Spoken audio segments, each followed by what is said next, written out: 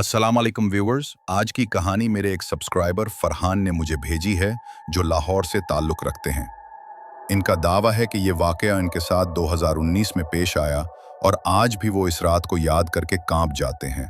तो तैयार हो जाइए, क्योंकि आज की कहानी आपको रात नींद में जागने पर मजबूर कर देगी। मैं फरहान हूँ, लाहौर के एक पुराने इलाके में रहता हूँ। हमारा घर बहुत पुराना है, दादाजी के वक्त का। हम लोग बचपन से सुनते आ रहे थे कि इस घर में कुछ गैर मरई चीजें हैं, मगर कभी खुद कुछ महसूस नहीं किया था। 2019 की वो रात आज भी मुझे याद है, जब मैं अकेला अपने कमरे में सो रहा था। रात के तकरीबन 2:15 बजे होंगे। अचानक ऐसा महसूस हुआ जैसे मेरे कमरे का दरवाजा आहिस्ता आहिस्ता खुद ब खुद खुल रहा है। मैंने सोचा शायद हुआ हो, लेकिन पंखा तो बंद था। जून ही मैं उठकर दरवाजा बंद करने गया, मुझे लगा जैसे किसी ने पीछे से मेरा कंधा जोर से पकड़ा हो। मेरी सांसें रुक गईं, जिस्म जैसे सुन्न हो गया। मैंने फौरन पलट कर देखा, मगर कमरे में कोई नहीं था। मैंने दरवाजा बंद किया, लाइट जलाई और बिस्तर पर आकर बैठ गया। मेरे हाथ कांप रहे थे। तभी अचानक अलमारी की लकड़ी चरचराई, जैसे अंदर कोई बंद हो और बाहर निकलना चाहता हो। मेरा दिल हलक में आ गया। मैंने हिम्मत करके अलमारी का दरवाजा खोला, मगर अंदर सिर्फ मेरे कपड़े थे। मगर इन कपड़ों के बीच में एक काला साया खड़ा था, आंखें जैसे अंगारे हों।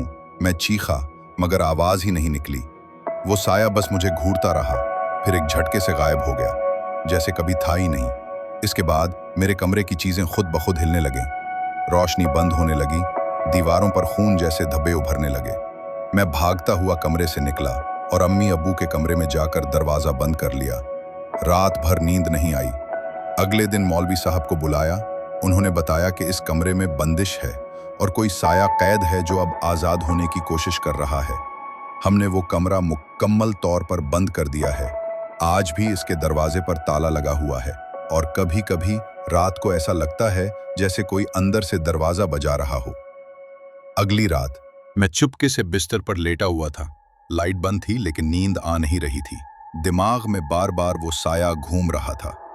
अचानक कमरे के बंद दरवाजे पर धम धम धम की आवाज आने लगी। ऐसा लगा जैसे कोई जोर जोर से मक्के मार रहा हो। मैं फौरन उठा, अम्मी अब्बू को जगाया, मगर जैसे ही वो आए सब खामोश हो गया। मैंने कहा, अम्मी, ये दरवाजा कोई बजा रहा है। अब्बू ने कहा, किसी के मजाक का नतीजा होगा, चुप करके सो जाओ। मगर अंदर से मुझे मालूम था कि ये मजाक नहीं, कुछ और है, कुछ बहुत खतरनाक। इसी रात मैंने एक ख्वाब देखा।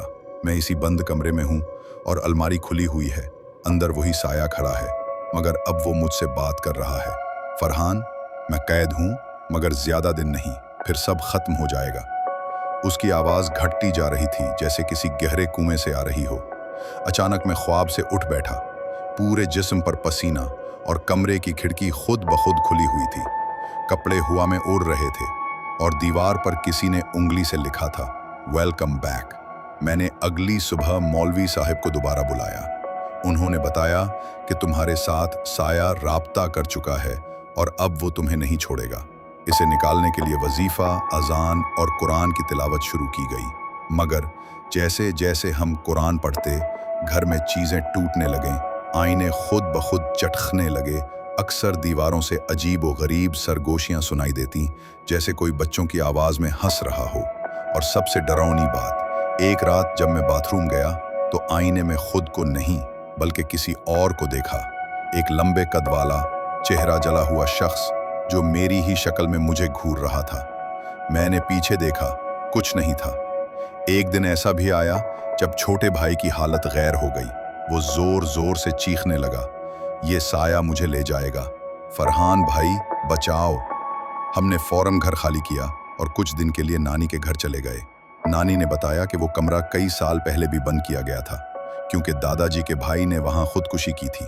तब से वो साया वहीं कैद है और अब जब दरवाजा खोला गया, वो दोबारा जिंदा हो गया है। मौलवी साहब ने फैसला किया कि अब वो कमरा मुकम्मल तौर पर बंद नहीं, सेल किया जाएगा। दाम, तावीज़, कुरान की आयत, सब कुछ किया गया। 4 लोग रोजाना 40 दिन तक इस कमरे के बाहर सूरह बकरा की तिलावत करते रहे। मैं भी रोज उनके साथ बैठा, क्योंकि वो साया अब सिर्फ कमरे में नहीं, मेरे ख्वाब, मेरी सांसों में आ गया था। मैं जहां जाता वो साया मेरे पीछे होता, कभी शीशे में, कभी पानी में, कभी दीवार के कोने में। एक दिन मौलवी साहब ने मुझे अलग बुलाकर कहा, वो साया तुझे छोड़ेगा नहीं जब तक तू उसको वो चीज वापस न करे जो उससे छीनी गई है। मैं हैरान रह गया, क्या चीज, किसने छीनी? और तब नानी ने बताया कि दादाजी के भाई ने मरने से पहले एक अमली किताब अपने साथ दफन कर दी थी, जो उस साये की असल ताकत थी। हमने बहुत कोशिश की, कब्रिस्तान गए, पुरानी कब्र को खोला और वो किताब निकाली। मौलवी साहब ने उसे जलाकर राख कर दिया। राख का छिड़काव इस कमरे में किया गया और तिलावत मुकम्मल हुई। तब पहली बार मुझे नींद में वो साया रोता हुआ दिखाई दिया। वो बोला, मेरी तैत तोड़ी गई, अब मैं जा रहा हूँ, मगर याद रख साये कभी मरे नहीं जाते। इसके बाद मेरी जिंदगी में सुकून आ गया।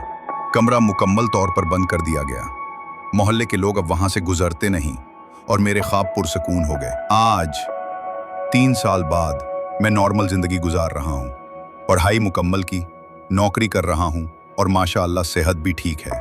दोस्तों, आज की ये कहानी यहीं ख़त्म होती है, मगर इसमें छपी हकीकत, वो सन्नाटा, वो दरवाजे की दस्तक शायद आपके दिल में हमेशा के लिए कैद हो जाए। अगर आपको ये कहानी डरावनी लगी हो या आपके रोंगटे खड़े हो गए हों तो कमेंट में लिखकर ज़रूर बताएं।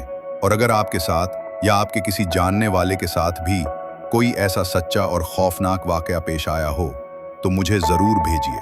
अगली वीडियो में आपकी कहानी दुनिया को सुनाऊंगा। ये थी हमारी आज की वीडियो। अगर पसंद आई हो तो लाइक करना मत भूलें।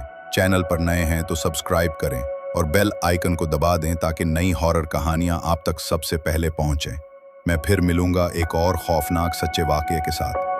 तब तक के लिए अंधेरे से दूर रहिए और याद रखिए, कुछ दरवाजे सिर्फ सुनने के लिए होते हैं, खोलने के लिए नहीं। अल्लाह हाफिज।